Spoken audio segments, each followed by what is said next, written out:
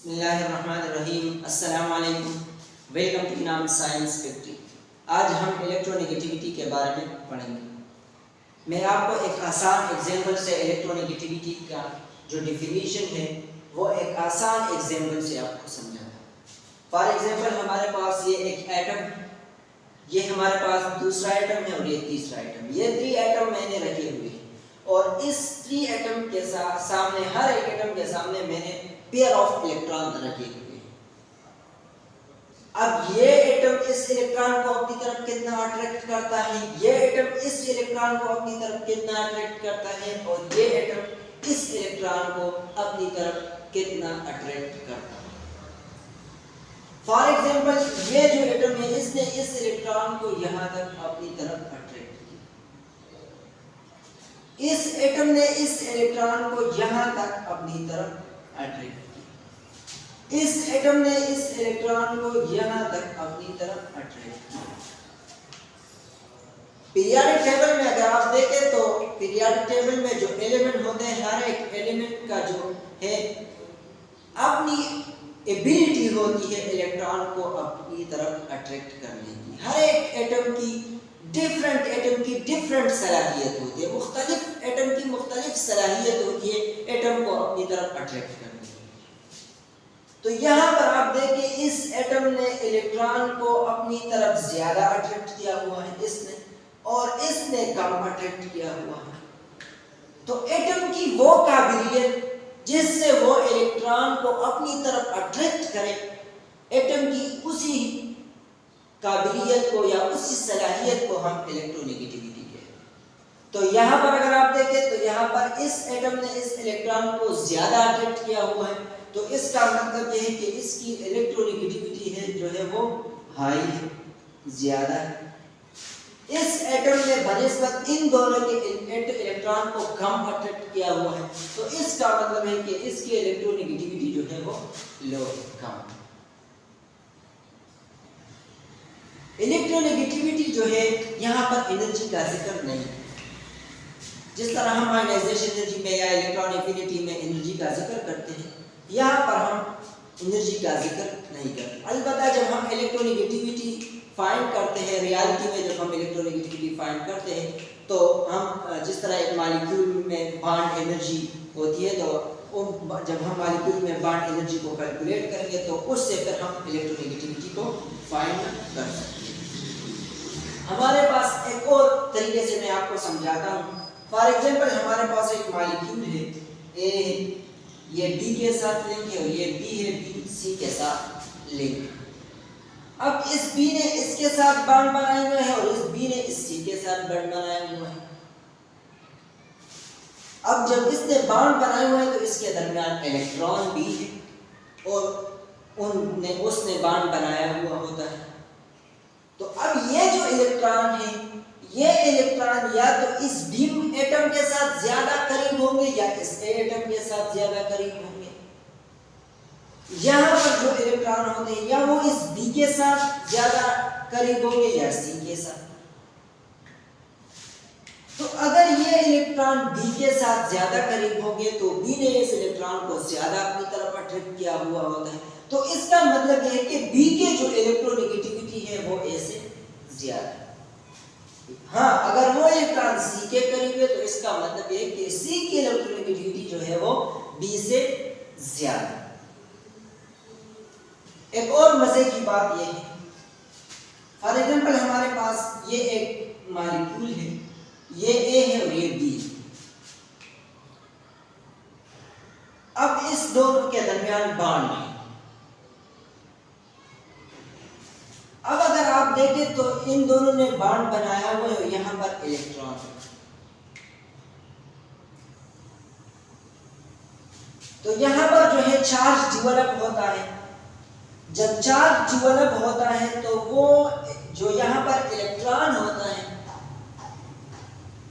आप देखेंगे कि वो इलेक्ट्रॉन या तो इस ए के साथ ज्यादा करीब होगा या इस बी के साथ होगा, दोनों के साथ, लेकिन करीब ज्यादा या ए के साथ होगा या बी के साथ।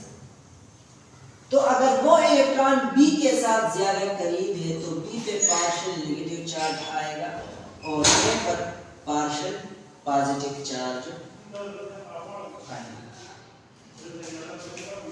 तो ये हमारे पास इलेक्ट्रॉन, इसका मतलब यह है कि बी की जो इलेक्ट्रोनेगेटिविटी है वो ए से ज्यादा है, क्योंकि बी में इलेक्ट्रॉन अट्रैक्ट करने की सलाहियत जो है वो ए से ज्यादा है। इसके बाद है पॉलिंग स्केल। पॉलिंग स्केल एक ऐसा मेथड है जिसके थ्रू हम इलेक्ट्रोनेगेटिविटी को मेजर करते हैं।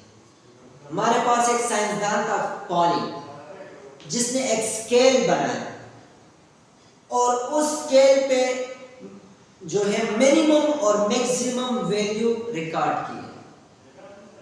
जो मिनिमम वैल्यू थे वो 0.7 वैल्यू और जो मैक्सिमम वैल्यू थे वो 4.0। ये जो मिनिमम वैल्यू है ये फ्रांसियम का है, ये मिनिमम वैल्यू उसने फ्रांसियम को दी। ये जो मैक्सिमम वैल्यू है ये उसने किसको दी? ये मैक्सिमम वैल्यू जो है ये फ्लोरीन जो हेलोजन एटम है उसको। तो अब हम अगर किसी एलिमेंट या किसी एटम की जो इलेक्ट्रोनेगेटिविटी को फाइंड करेंगे तो हमारे पास ये स्केल है। मैंने आपको बता दिया कि हम बॉन्ड एनर्जी से वो फाइंड करते हैं, लेकिन आपके बुक में बॉन्ड एनर्जी का जिक्र नहीं है, तो आप डायरेक्ट स्केल से देखेंगे और स्केल से आप उस एटम का जो इलेक्ट्रोनेगेटिविटी है वो फाइंड कर सकते हैं। एक और मजे की बात यह है कि इलेक्ट्रोनेगेटिविटी हमें और क्या बताता है। फॉर एग्जांपल हमारे पास है सोडियम क्लोराइड। ये जो हमारे पास सोडियम क्लोराइड है, इसमें सोडियम की जो इलेक्ट्रोनेगेटिविटी है वो 0.93, क्लोरीन की जो इलेक्ट्रोनेगेटिविटी है वो है 3.1। अब आप इसमें देखें कि इसमें जो इलेक्ट्रोनेगेटिविटी डिफरेंस है, मतलब कितना डिफरेंस है 0.93 से 3.1 के दरमियान कितना डिफरेंस है, वो हमारे पास है 2.23।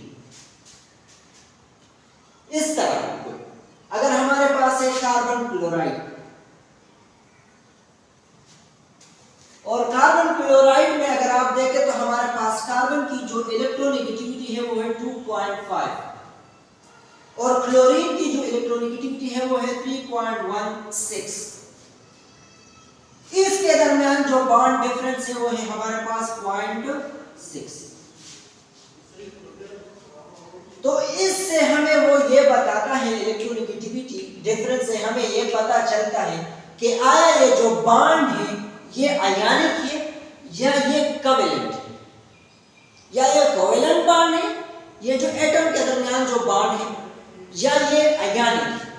तो ये हमें इलेक्ट्रोनेगेटिविटी डिफरेंस से पता चलता है। अगर हमारे पास इलेक्ट्रोनेगेटिविटी डिफरेंस ज्यादा है तो इसका मतलब है कि ये हमारे पास आयनिक बॉन्ड है, और अगर हमारे पास इलेक्ट्रोनेगेटिविटी डिफरेंस कम है तो इसका मतलब है कि ये हमारे पास कोवेलेंट बॉन्ड है। अब हम इसके ट्रेंड्स पे चलते हैं। जब हम ग्रुप में देखेंगे तो ग्रुप में जो है हमारे पास इलेक्ट्रोनेगेटिविटी जो है वो डिक्रीज होती है। इसका एक आसान सा रीजन है, वो ये है कि आप एटॉमिक साइज जो है वो इंक्रीज होता है। एटॉमिक साइज के इंक्रीज होने की वजह से हमारे पास जो इलेक्ट्रोनेगेटिविटी है वो डिक्रीज होगी, क्योंकि जब एटॉमिक साइज इंक्रीज होगा डाउन द ग्रुप, तो आप देखिए यहां पर जो न्यूक्लियर चार्ज है, न्यूक्लियस और इलेक्ट्रॉन के दरमियान जो गैप है वो ज्यादा होता जाता है, जिसकी वजह से न्यूक्लियस का जो इलेक्ट्रॉन पर असर होता है वो कम होता जाता है और इलेक्ट्रॉन को अट्रैक्ट करने की जो एबिलिटी है वो कम होती जाती है। इसलिए एटॉमिक साइज के इंक्रीज होने की वजह से इलेक्ट्रोनेगेटिविटी कम होती है। और अगर हम पीरियड में जाए तो पीरियड में इलेक्ट्रोनेगेटिविटी जो है वो इंक्रीज हो, क्योंकि हमारे पास जो एटॉमिक साइज है वो डिक्रीज होता है।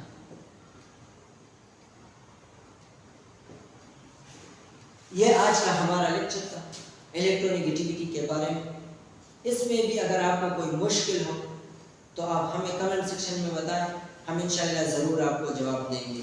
कल तक के लिए हमें दे दीजिए इजाज़त। थैंक्स, वस्सलाम।